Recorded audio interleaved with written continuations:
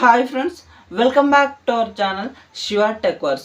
ఇప్పుడు మనం అక్టోబర్లో లాంచ్ అయ్యే ఫోన్ల సమాచారం తెలుసుకుందాం. ముందుగా అక్టోబర్ 4న లావా అగ్ని 3 ఫోన్ లాంచ్ అవుతుంది. దీని స్పెసిఫికేషన్స్ చూసుకున్నట్లయితే 3D curved AMOLED display, MediaTek Dimensity 7300 X processor, అలాగే బ్యాక్ సైడ్ ట్రిపుల్ కెమెరా సెటప్తో వస్తుంది.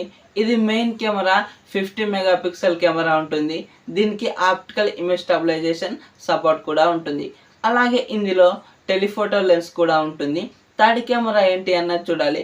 అల్ట్రా వైడ్ యాంగిలా లేకపోతే డెప్త్ సెన్సారా అన్నది వీళ్ళంత స్పెసిఫికేషన్ అయితే థర్డ్ కెమెరా గురించి చెప్పలేదు.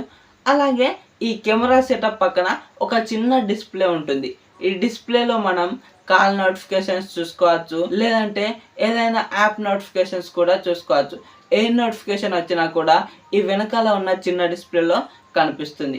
అలాగే ఆ డిస్ప్లే వల్ల బ్యాక్ కెమెరాను ఉపయోగించి మనం సెల్ఫీస్ కూడా తీసుకోవచ్చు. అది ఎలా అన్నది చూసుకున్నట్లయితే ఇప్పుడు మనకు వెనకాల కూడా ఒక చిన్న డిస్ప్లే ఉంటుంది కదా, ఆ డిస్ప్లేలో మన ఫోటో ఎలా వస్తుంది అన్నది క్లియర్గా కనిపిస్తుంది.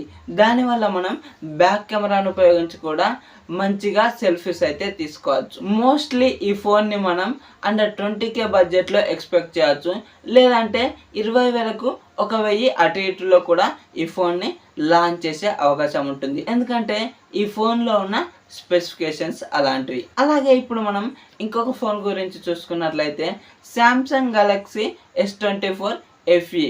ఇది ఫ్యాన్ ఎడిషన్ ఫోన్. ఇందులో స్పెసిఫికేషన్స్ చూసుకున్నట్లయితే dynamic AMOLED 2x display, Exynos 2400 ఈ ప్రాసెసర్.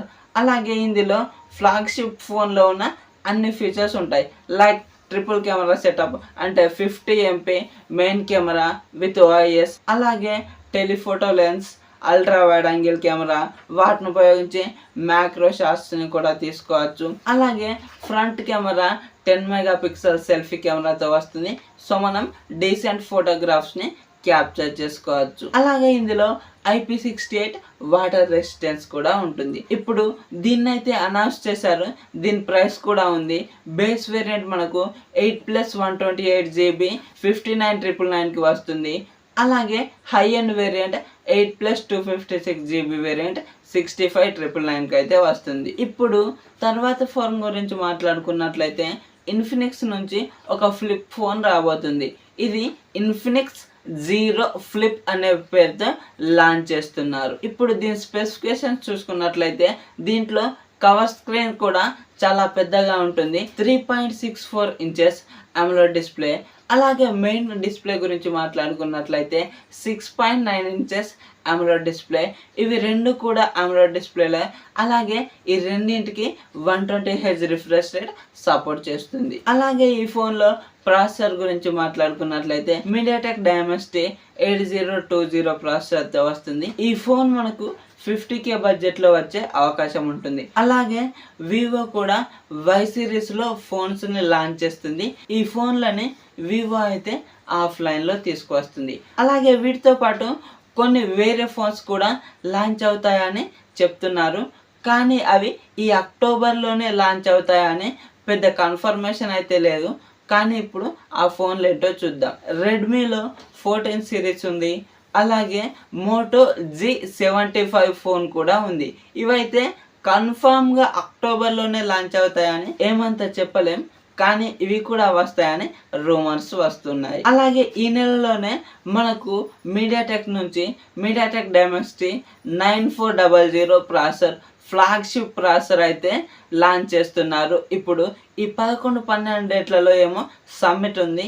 ఆ డేట్లో ఈ మీడియాటెక్ డైమెన్సిటీ 9400 ప్రాసెసర్ని లాంచ్ చేస్తున్నారు. అలాగే స్నాప్డ్రాగన్ కూడా ఇంకొక ఫ్లాగ్షిప్ ప్రాసెసర్ని అయితే అనౌన్స్ చేయబోతుంది. 21-22 తేదీల్లో స్నాప్డ్రాగన్ కూడా ఒక సమిట్ ఏర్పాటు చేస్తుంది.